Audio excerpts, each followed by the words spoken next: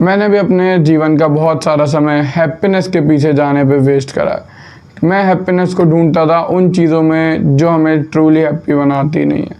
मुझे भी ये लगता था कि अगर हमें अपनी लाइफ जीनी है तो वह हैप्पी ही जीनी चाहिए, क्योंकि तुम्हें भी आजकल यही ब्रेन वॉश आ रहा होगा कि वो करो जिसमें तुम खुश हो, वैसी लाइफ जो जिसमें तुम खुश हो, या फिर सिर्फ खुशी तुम्हारे लाइफ की प्रायोरिटी होनी चाहिए और जो खुशी है वो तुम्हारी लाइफ को डिक्टेट करनी चाहिए। मेरे साथ भी कुछ ऐसा ही हुआ था। मैंने अपने बहुत पोर्शन ऑफ लाइफ वेस्ट करी है खुशी में। खुशी कहाँ ढूंढी मैंने? फेक फ्रेंड्स में, फेक पीपल में। मैंने उन्हें प्लीज़ करने की कोशिश करता था और सोचता था जब वो मुझसे प्लीज़ हो जाएंगे, मुझे कहीं ना कहीं अच्छा समझेंगे, तब मुझे वो खुशी मिलेगी। लेकिन इन रियलिटी हैप्पीनेस, खुशी चेस करने वाली चीज़ नहीं है। देयर आर मैनी थिंग जो तुम्हें हैप्पी कर सकती हैं, लेकिन उनके बारे में खैर मुझे तो नहीं पता था। लेकिन इस वीडियो के बाद तुम्हें पता चल जाएगा क्या तुम्हें हैप्पीनेस चेस करनी चाहिए और कहाँ नहीं करनी चाहिए। सबसे पहले एक एनालॉजी पे बात करते हैं। क्या अगर तुम्हें मैं कहूँ कि तुम्हें हर दिन सैड रहना है, या तुम हर दिन के 24 घंटे 7 दिन सैड रहो, तो क्या ये पॉसिबल है? टेक्निकली नहीं। हाँ, कुछ लोग होंगे जो तुम कहोगे अभी यार मैं डिप्रेस हूँ। हाँ, तुम भाई टर्मिनली इल हो, तुम थोड़े से, तुम्हारा मेंटल साइकी वहाँ पे बेकार है, तुम्हें उस पर काम करना चाहिए। वो डिफ़ॉल्ट स्टेट नहीं है। पर्सन अपनी लाइफ में, अपने दिन में, अपने 24 घंटे में कई इमोशन के साथ गुजरता है। क्या तुम उनमें से किसी एक इमोशन को अपनी पूरी लाइफ डिक्टेट करने देते हो? क्या तुम कभी ऐसे बैठ के सोचते हो कि यार मैं तो हॉर्नी हूँ और मैं हॉर्नीनेस को अपनी पूरी लाइफ डिक्टेट करने दूंगा, कि जहाँ जो मैं वही करूँगा जिसमें मैं हॉर्नी हूँ? या तुम कभी ऐसे सोचते हो कि यार मैं तो अभी सैड हूँ तो मैं सिर्फ वही काम करूँगा जिससे मैं सैड रहूँ? या तुम कभी ऐसे सोचते हो कि यार अभी तो मैं हंस रहा हूँ, लाफ्टर वाले मूड में हूँ, जॉय वाले मूड में, तो सिर्फ मैं वही काम करूँगा जो मुझे वो जॉय देते रहें, वो लाफ्टर देते रहें? कि तुम पूरे दिन कॉमेडी शो देखते रहते हो? ऐसा नहीं है ना। हैप्पीनेस को भी तुम्हें उसी तरह लेना है। हैप्पीनेस एज ए इमोशन बहुत अच्छा है, तुम्हें मे बी उससे हेल्प मिले, लेकिन अगर तुम सिर्फ हैप्पीनेस परस्यू करोगे, अगर हैप्पीनेस ही तुम्हारी पूरी लाइफ डिक्टेट करेगी, अगर तुम्हारे दिन के सारे डिसीजन इसी चीज़ पे निर्भर करेंगे कि तुम हैप्पी हो या नहीं, तो फिर तुम एक तुम हैप्पी लाइफ जीने की कोशिश कर रहे हो वो कभी नहीं जी पाओगे। Now there is level of happiness, ठीक है। पहला डिसेंटली शुरू करते हैं। तो हैप्पीनेस उस लेवल पे भी आती है कि अगर तुम आज सुबह उठे और तुम्हें दिख रहा है कि तुम्हारी नींद अच्छी पूरी हुई है, तुम्हें उस मोमेंट को भी ग्रेटफुल रहना चाहिए और उसके लिए भी हैप्पी होना चाहिए। लेकिन जो लोग जाते हैं वो जाते हैं किसी न किसी ओवर पे, मतलब वो हैप्पीनेस को भी उस ड्रग की तरह समझते हैं, जैसे कि ड्रग्स हो गए ना, कोकेन और मोरिजुआना, वो क्या समझ गए तुम, और उस ड्रग की तरह लेते हैं। उन्हें चाहिए हैवी डोज पूरे टाइम, जो कि उनकी लाइफ को और किसी भी ड्रग की तरह ख़राब करेगा। हैप्पीनेस इन रियलिटी तुम्हें चेज़ नहीं करना चाहिए। ना आने वाले तुम्हारे कोई भी जनरेशन, तुम्हारे आने वाली फ्यूचर जनरेशन कभी भी हैप्पी होगी 24 घंटे 7 दिन, ना तुम्हारे पहले वाली जनरेशन कभी भी हैप्पी थी। क्या लग रहा है जो भी तुम कर रहे हो वो तुम्हें हैप्पीनेस देगी, उसका रिजल्ट तुम्हें हैप्पीनेस देगा, जो कि बात सच नहीं है। अगर तुम्हें लग रहा है तुम जो भी चीज़ कर रहे हो कि इसका एंड गोल तुम्हें हैप्पीनेस देगा, वहीं पे तुम सबसे बेसिक गलती कर रहे हो। हैप्पीनेस कोई चीज़ के मिलने से नहीं मिल सकती तुम्हें।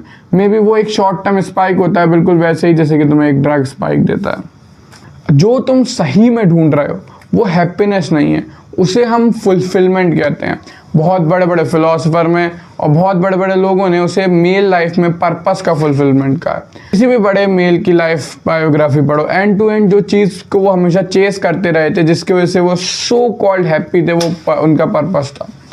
तुम अगर अपने पर्पस पे काम कर रहे हो, right now I am working on my purpose, और मैं अभी फ़िलहाल सबसे ज़्यादा हैप्पी स्टेट में हूँ। मेरे दिमाग में अभी इसके अलावा कोई थॉट नहीं है कि यहाँ पे मेरी स्क्रिप्ट है और मुझे उस स्क्रिप्ट को और अपने आइडियाज़ को सबसे बेस्ट फॉर्म में तुम्हें डिलीवर करना है, जिससे कि तुम उससे कुछ नया सीख पाओ और अपनी लाइफ को इम्प्रूव कर पाओ। इसके अलावा अभी मेरे दिमाग में कोई थॉट नहीं है। देखो पता है गलती कहाँ होती है, मैं तुमसे ये नहीं कह रहा हैप्पीनेस को बिल्कुल चेज मत करो, हैप्पीनेस को इग्नोर करो।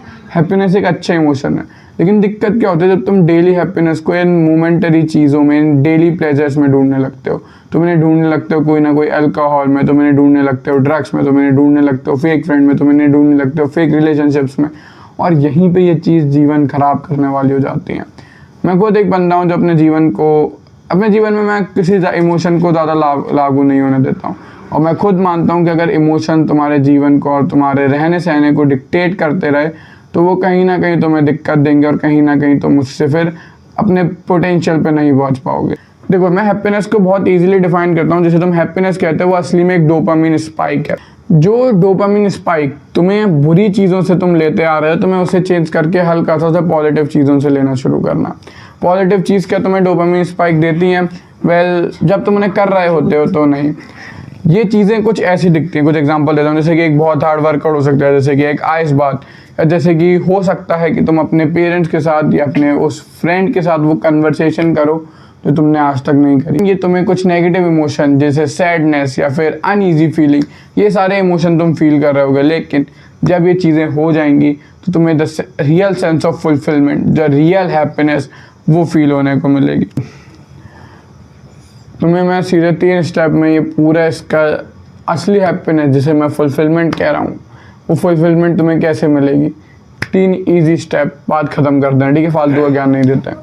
पहला स्टेप, एक पर्पस बनाओ, एक पर्पस जो कि तुम्हारे लाइफ से अलाइन हो।